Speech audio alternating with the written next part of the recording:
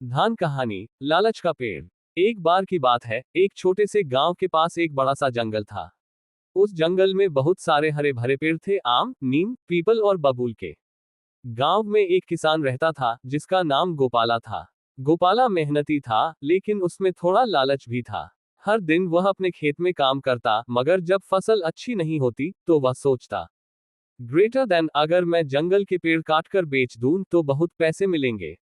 Money bag. एक दिन वह कुल्हाड़ी लेकर जंगल में चला गया। उसने एक बड़ा पेड़ काट दिया और उसे बेचकर अच्छे पैसे कमा लिए। गोपाला खुश हुआ और बोला, ग्रेटर देन, वाह, इतना आसान पैसा, अब तो मैं रोज पेड़ काटूंगा। वो हर दिन पेड़ काटने लगा। कुछ हफ्तों में जंगल सूना हो गया। अब वहां पक्षी नहीं गाते थे, न हवा में ठंडक थी, न छाया। एक रात गोपाला ने सपना देखा। उसके सामने वही बड़ा पेड़ आया जो उसने पहले काटा था।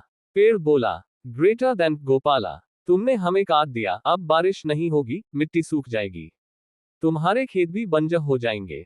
गोपाला डर गया और सुबह होते ही जंगल पहुंचा। सच में, अब वहां सूखी जमीन थी और गांव में बारिश नहीं हो रही थी। उसे अपनी गलती का एहसास हुआ।